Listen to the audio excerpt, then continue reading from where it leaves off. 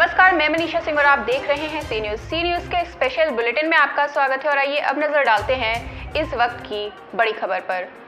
मामला मध्य प्रदेश सतना जिले के मेहर ब्लॉक का है। जी हां, जैसे ही समिति के क्रियाकलाप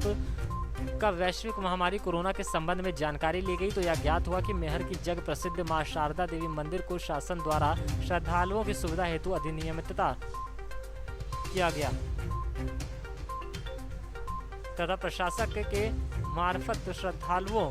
की सुख सुविधा में प्राप्त होने वाली समस्त आय को खर्च कर सुविधाओं को विकसित करना था। परंतु समिति के समय समय में पदस्थ प्रशासकों द्वारा अपने मनमाने व्यवहार पर क्रियाकलाप से नहीं समिति की आय की कमी की है, वरन प्राप्त आय को बंदरबाट कर समिति को काफी क्षति कारित की गई है। ऐसा ही एक उदाहरण वर्तमान समय में पदस्थ प्रशासक सुरेश अग्रवाल का सामने आया है, जिनके द्वारा पूर्व में समिति के प्रशासक होते हुए समिति के कार्यरत एक व्यक्ति को उसके दो अलग अलग पद व अलग अलग दायित्व को एक में समाहित कर वेतन मानदेय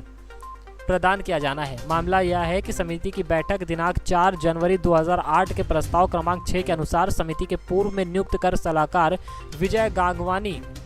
को स्थायी रूप से 15,000 रुपये वार्षिक पारिश्रमिक प्रदान कर सेवाएं लेने हेतु नियुक्त किया गया तथा उनके द्वारा अनवरत रूप से समिति में अपनी सेवाएं प्रदान करते रहे। वर्ष 2010 में मंदिर समिति द्वारा अपने प्रस्ताव क्रमांक 14 दिनांक 4 जून 2010 के अनुसार मंदिर परिसर में समिति के माध्यम से शैक्षणिक गतिविधि प्रारंभ करने का निर्णय लिया गया। तत्समय पदस्थ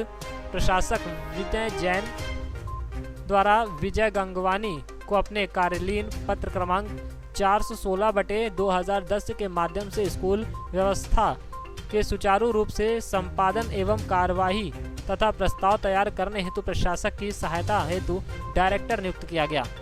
पुनः कार्यलीन पत्र क्रमांक 579/2010 दिनांक 6 अगस्त 2010 को गांगवानी को 5,000 रुपये मासिक मानदेय भुगतान हेतु पत्र जारी किया गया।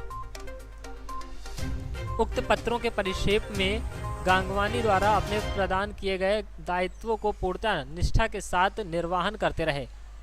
लेकिन दिनांक 20 मई 2014 को एक सामाजिक कार्यकर्ता राजेश सिंह पटेल द्वारा अनुविभागीय अधिकारी मेहर के समक्ष एक आवेदन इस बाबत दिया कि एक व्यक्ति दो अलग अलग पद में समिति के पदस्थ है तथा अलग अलग पदों की वेतन प्राप्त कर रहा है, किंतु तत्समय पदस्थ प्रशासक द्वारा उक्त आवेदन पत्र पर किसी भी प्रकार का संज्ञान नहीं लिया गया। लेकिन वर्तमान में पदस्थ प्रशासक द्वारा अपने पूर्व पदस्थपन के समय उक्त आवेदन पत्र का संज्ञान लेते हुए दिनांक 25 जून 2018 को अपने कार्यलीन पत्र क्रमांक 401/2018 के माध्यम से समिति में कार्यरत गांगवानी को दो अलग अलग पद में कार्य करने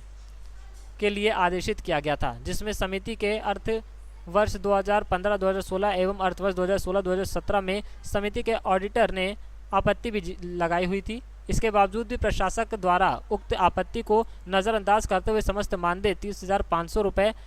माहवार कर दिया। उक्त तथ्यों की यदि सुचारू रूप से विधिवत जांच कराई जाए तो समिति के व्याप्त ऐसी अनेकों अनियमितता प्रकाश में आएगी, जिससे ज्ञान साधारण हो या ज्ञात होगा कि उनके दान के पैसे से कैसे बंदरबाट प्रशासकों द्वारा किया जा रहा है व शासन द्वारा अधिनियमितता अधिनियम